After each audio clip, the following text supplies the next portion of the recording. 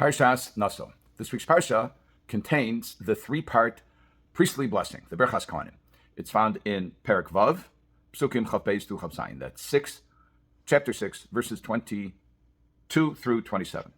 The first verse is an introductory, a very common one. Vaydaber Hashem el Moshe lemor, and Hashem spoke to Moshe, saying, Daber el Aaron. This is the next verse. Speak to Aaron ve'el banav, and to his sons, meaning all of the Kohanim.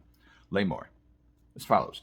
So shall you bless the children of Israel, and more lahem, say to them. And then the blessing itself, Yivarech Hashem v'yishmerecha, may Hashem bless you and watch over you. Yo'er Hashem panav elecha v'chuneka, may Hashem shine his countenance, his face upon you, and be gracious to you. Yisa Hashem panav elecha, Hashem lift up his face to you, v'osem l'cha shalom, and it will give you peace.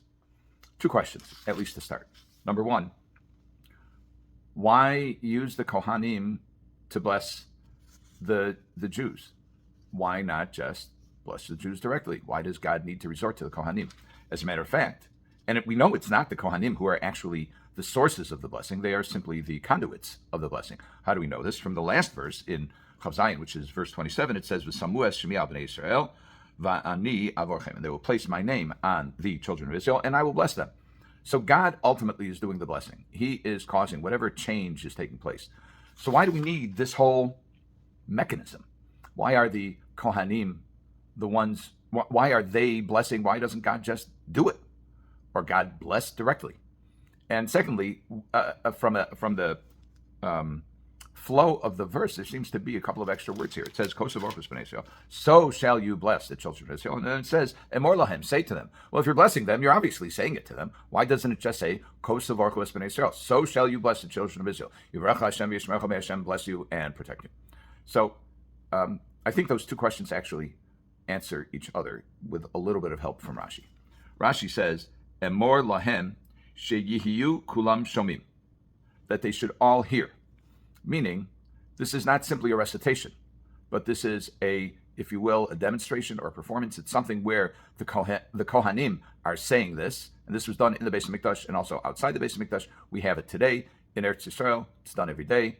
In Chutz La'aretz, outside of Israel, the practice of the Eidot HaMizrach is that it's done every day among the Ashkenazim.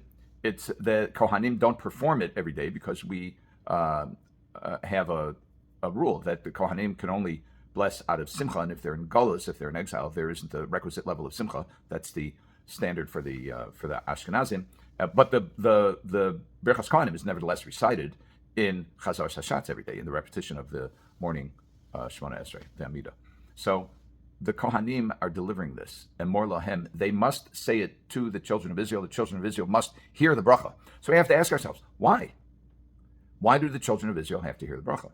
It must be that the bracha itself, the hearing of the bracha, causes some change. There is either chizuk or idud, there's either encouragement or inspiration to act. Well, if we're going to be inspired to act, we have to know what the bracha means.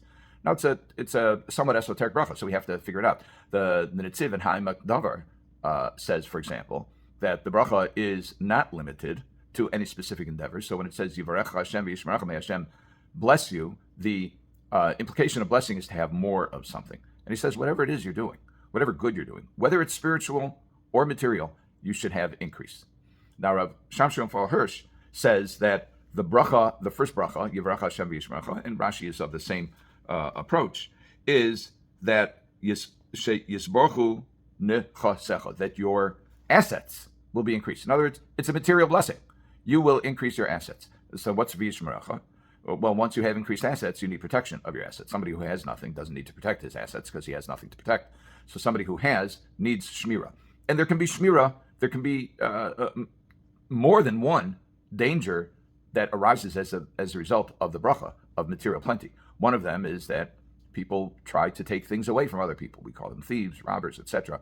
So part of the bracha is that Hashem should give you material plenty and he should help you protect it. He should protect it for you. There's also another potential detriment from an increase in nechasim, which is the corruption that money can bring. It's not automatic. Clearly it's not automatic because otherwise shmira wouldn't help. But there is a tendency among some people who have money to allow themselves to be corrupted by that, either to increase their milui hataiva, their avarice, or to do things with money that's inappropriate, because money, it does represent some measure of power. Okay, so you have Yivarechecha Hashem v'yishmerecha. May God give you physical, material benefit, bounty, and increase your assets.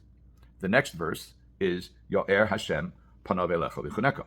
So may Hashem shine His face upon you. Rav Hirsch, in his commentary on this verse, says that ha'aras panim of Hashem, this shining of the countenance, means that God's communicating clarity about what His aims are for this world and what your role is in achieving those aims. In other words, each of us is differently abled. Each of us has different talents. Each of us has different skills, tendencies, personalities, and they're not accidental. We have been given the tools we need to succeed, and the success isn't a standard measure, but rather it's to what extent have we helped in achieving the godly aims in this world. To what extent are we on the team? To what extent have we used that which we have been granted to help the process? So Rav Hirsch says, Yo'er Hashem panav elecha means that Hashem should let you know what He's looking for, both in a large sense, in a macro sense, what He's hoping to achieve, or planning to achieve, or will achieve in this world, and what role you have to play in it, what special, unique role you have to play with your special and unique character traits and abilities and talents. Vichuneka is you should have the ability to absorb this message and to incorporate it in order to be able to achieve those aims. And that is a spiritual ability, says Rav Hirsch. Now, we have both physical bounty, or the blessing of physical bounty, and we have spiritual bounty. Well, we have to integrate those. And Rav Hirsch says that's what's implicit in the third bracha, which is Yisah Hashem panav elecha, may Hashem lift His face to you, and He'll give you peace. How do we achieve peace? We achieve peace by, implicit in the word of shalom is shalem, complete. In other words, we're able to integrate the physical and the spiritual and aim them towards accomplishing the ultimate goals that the Almighty is looking for from us. And this is implicit in the words V'yasem L'cha will give you shalom, this completeness of integrating the physical and spiritual blessing that HaKadosh Baruch Hu has granted us.